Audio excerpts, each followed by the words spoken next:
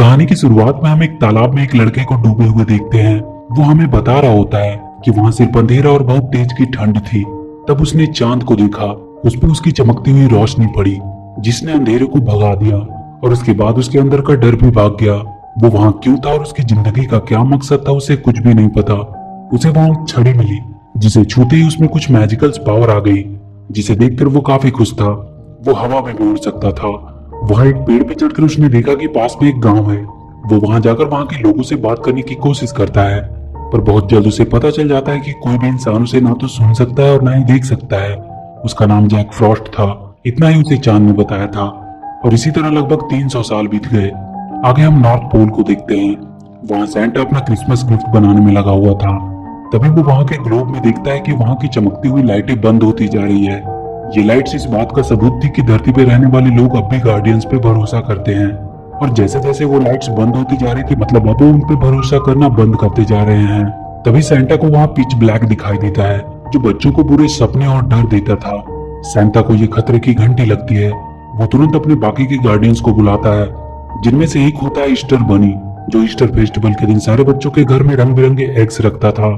दूसरी होती है टूथ फेरी, जो अपनी और भी बहुत सारी नन्ही परियों की मदद से बच्चों के टूटे हुए दांत उनके तकिए के नीचे से कलेक्ट करती थी, जिनमें उन सारे बच्चों की यादें भी होती थी। और तीसरा होता है सैंडमैन, जिसका काम था उन बच्चों को सुनहरे और अच्छे सपने दिखाना, जो उन्हें अपनी जिंदगी में सच्चाई के रास्ते पर चलने के लिए मोटिवेट करती है।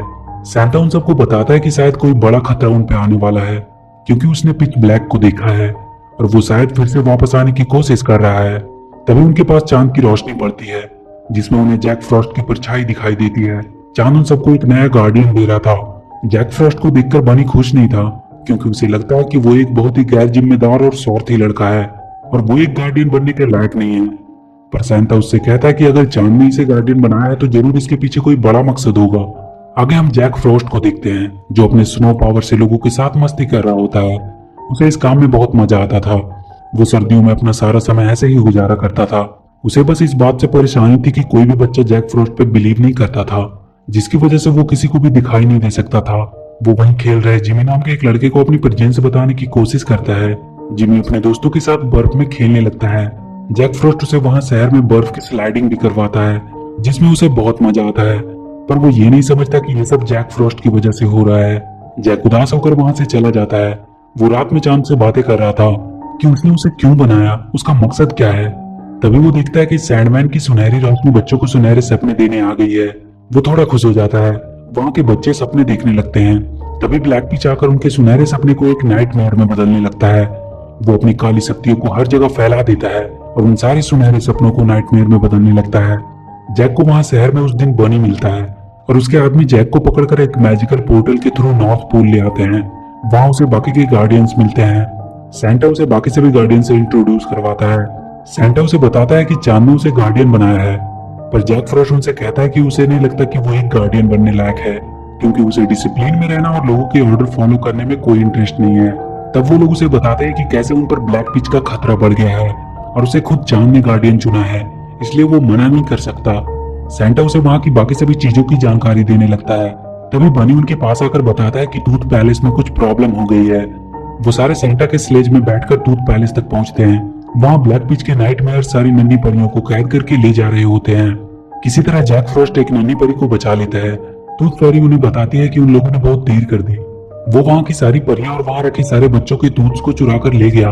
तभी वो लोग वहां ब्लैक पिच को देखते हैं, जो उनसे कहता है कि एक वक्त हुआ करता था जब लोग उससे डरते थे और उसे अपने आसपास महसूस करते थे। पर एक दिन चांद ने उन गार्डियंस को वहां भेजा उसका डर खत्म करने के लिए। उन्होंने लोगों के दिलों में आशा जगाई और उन्हें उम्मीद दिया, और उसके बाद से वो सारे ब्लैक पिच को एक बुरा सपना समझकर भूल गए। पर अब सब बदलेगा। उन्हें फिर से डर का एहसास होगा और उनके दिलों से वो गार्डियंस को निकाल फेंकेगा। और ये अब होना शुरू भी हो चुका है, क्योंकि जब उन बच्चों के टूथ्स को लेने कोई परी नहीं जाएगी तो उन सबका टूथ फेरी से भरोसा उठ जाएगा और वो लोग उसे भूल जाएंगे। और अगर सबने भरोसा करना छोड़ दिया तो उनकी सारी शक्तियां भी धीरे धीरे खत्म हो जाएगी।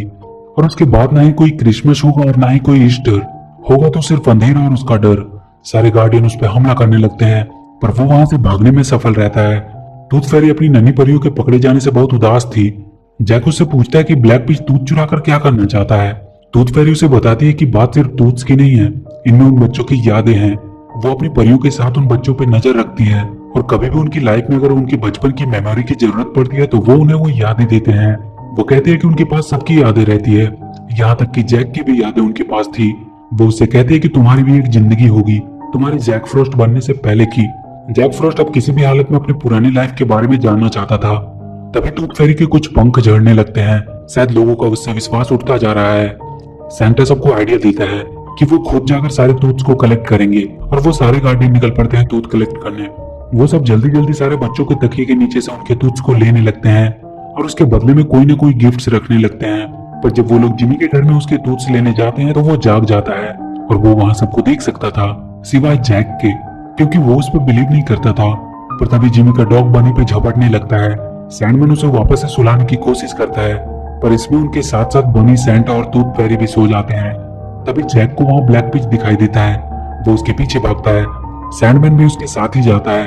इधर जिमी की छोटी बहन सैंटा का मैजिकल पोर्टल से कहीं चली जाती है।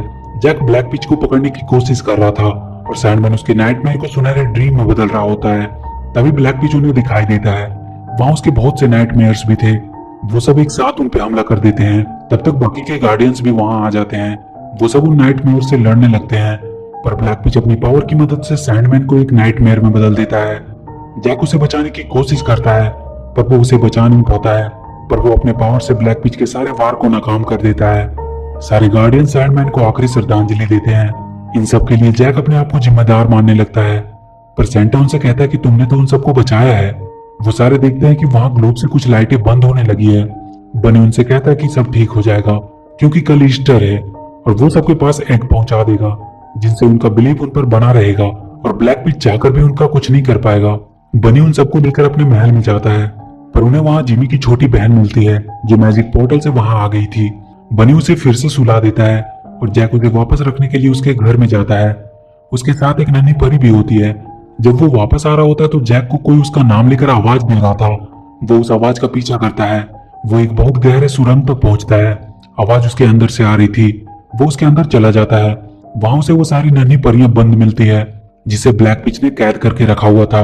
वहां बहुत से टूथ्स भी थे और उन्हीं में से वो आवाज आ रही थी। वो अपने नाम का टूथ्स को वहां ढूंढने लगता है। तभी ब्लैक पिच वहां आता है और उसे उसका टूथ दिखाता है। जैक उसके पीछे पीछे भागने लगता है। वो उसे उसका टूथ दे देता है। वहां वो एक सुरंग तक पहुंचता है जहां सारे ईस्टर एग्स टूटे पड़े थे। वो वहां से बाहर निकलता है। वहां उसे बाकी गार्डियंस मिलते हैं। वो उससे पूछते हैं कि वो कहाँ था। नाइटमेयर्स ने उनके टनल पे हमला किया और सारे एग्स को बर्बाद कर दिया। जब उन्हें पता चलता है कि वो ब्लैक पिच के साथ था तो वो लोग उस पर बहुत गुस्सा करते हैं। वो उससे कहते हैं कि जब उन्हें उसकी सबसे ज्यादा जरूरत थी तो वो वहां से गायब था। जिमी और उसके दोस्तों को जब ईस्टर एग नहीं मिलते हैं तो वो लोग मान लेते हैं कि गार्डियन होते ही नहीं है। जिमी उन्हें विश्वास दिलाने की कोशिश करता है कि उसने अपनी आंखों से उन्हें देखा है, पर कोई उसकी बातों पर भरोसा नहीं करता है। सब अपने घर वापस चले जाते हैं। जैक भागकर अंटार्कटिका आ जाता है। वहां भी उसे ब्लैक पिच मिलता है जो उससे कह रहा था कि वो गार्डियंस तुम्हें कभी भी अपना नहीं मानेंगे, वो उसके साथ मिल जाए। फिर सब लोग ब्लैक पिच और जैक फॉरेस्ट को जानने लगेंगे, पर जैक कहता है कि वो नहीं चाहता कि लोग उसे डर के मारे जाने और वो वहां से जाने लगता है। पर ब्लैक पिच एक नन्ही परी को मारने की धमकी देता है और उससे उसका स्टिक मांगता है। जैक उसे अपना स्टिक दे देता है। स्टिक मिलते ही वो उस परी को दूर फेंक देता है और उस स्टिक को तोड़ देता है। वो जैक पे हमला करके उसे वहां एक खाई में फेंक देता है और उसका टूटा हुआ स्टिक भी वही फेंक कर चला जाता है। कुछ देर बाद जैक की आंख खुलती है। वो देखता है वो नन्ही परी वहीं गिरी पड़ी है। वो उसे उसकी जेब से उस दूध को निकालने को कहती है। उसे छूते ही जैक को उसकी पुरानी जिंदगी दिखाई देने लगती है। उसकी एक छोटी बहन थी। वो दोनों एक दिन खेल रहे होते हैं, तभी उसकी बहन के नीचे का बर्फ टूटने लगता है। वो किसी तरह वहां पड़ी एक छड़ी की मदद से उसे बचा लेता है, पर वो खुद वहीं तालाब में डूब जाता है। तब उसे समझ आता है कि उसे चांद ने एक गार्डियन क्यों बनाया, क्योंकि उसने अपनी जान पे खेलकर अपनी बहन को बचाया था। वो वहां पड़ी अपनी टूटी स्टिक को उठाकर फिर से जोड़ने लगता है और उसकी पावर से वो फिर से जुड़ जाती है। वो वहां से डायरेक्ट उन सभी नन्ही परियों को छुड़ाने पहुंचता है। वो उनके पिंजरे को खोल देता है, पर वो सब उड़ नहीं पा रही थी। उनकी पावर शायद खत्म हो रही थी, क्योंकि वहां रखे ग्लोब की सारी लाइटें अब बंद हो रही थी और अब मात्र एक लाइट बची हुई थी। ये जिमी था। जैक तुरंत उसके पास पहुंचता है। वो देखता है कि जिमी एक बनी टॉय से बातें कर रहा है कि उसके सारे दोस्त समझते हैं कि बनी एग्जिस्ट नहीं करता है। तब जैक वहां बर्फ का एक बनी बनाकर उसकी तरफ भेजता है, जिसे देखकर जिमी बहुत खुश हो जाता है। पर वो बनी टूटकर छोटे छोटे स्नो में बदल जाता है। वो समझ जाता है कि ये बनी नहीं बल्कि जैक फ्रॉस्ट है। वो पीछे मुड़कर देखता है कि वो जैक को देख सकता है। जैक भी बहुत खुश हो जाता है कि पहली बार किसी ने उसे देखा। वो उसे बताता है कि सारे गार्डियंस रियल होते हैं। तभी जैक देखता है कि बाकी के गार्डियंस भी वहां आ गए हैं, पर वो सब अब पावरलेस हो चुके हैं। बनी भी अब एक छोटा सा बनी बन चुका है। तभी ब्लैक पिच वहां आता है। जैक उस पर हमला करने लगता है, पर बहुत जल्द वो उससे हारकर नीचे गिर जाता है। ब्लैक पिच उन सबको मारने के लिए उनकी ओर बढ़ता है। तब जिमी जैक से कहता है कि उसे बहुत डर लग रहा है। जैक को अपनी बहन की याद आती है। वो जिमी से कहता है कि इससे डरने की कोई जरूरत नहीं है, और वो एक स्नोबॉल उसके ऊपर फेंकता है, जिसे देखकर जिमी हंसने लगता है। जैक उसे लेकर उसके बाकी सभी दोस्तों को भी अपने ऊपर बिलीव करवाता है। अब जिमी के दोस्तों को भी वो सारे गार्डियन नजर आ रहे थे, पर ब्लैक पिच अब भी बहुत ज्यादा ताकतवर था। वो उनसे कहता है कि वो सब मिलकर भी उसे रोक नहीं सकते। तब जिमी और उसके सारे दोस्त आगे आते हैं और कहते हैं कि वो इन्हें बचाएंगे, क्योंकि वो उससे नहीं डरते। ब्लैक पिच उन पर हमला करता है, पर जिमी को उसके छूते ही उसकी काली शक्तियां सुनहरी लाइट्स में बदल जाती है और उन सारे गार्डियंस की पावर फिर से वापस आ जाती है, और वो सारे मिलकर उसके सारे नाइटमेयर्स को खत्म करने लगते हैं। ब्लैक पिच जैक पे हमला करता है। तभी एक सुनहरी रस्सी उसे अपनी ओर खींचती है। ये सैंडमैन होता है, जो वापस आ चुका था। वो ब्लैक पिच को वहीं ऊपर उछाल कर नीचे पटक देता है। ग्लोब की लाइट फिर से एक एक करके जलने लगती है, और सैंडमैन के सुनहरे सपने फिर से सबको खुशी देने लगते हैं। ब्लैक पिच के नाइटमेयर अब उसी पे भारी पड़ रहे थे, क्योंकि अब वो बहुत डरा हुआ था। वो सारे नाइटमेयर्स उसे खींचकर उसी अंधेरी गुफा में फिर से बंद कर देते हैं। जैक और सारे गार्डियंस उन बच्चों को बाय बोलकर वापस चले जाते हैं, और इसी के साथ ये मूवी खत्म हो जाती है।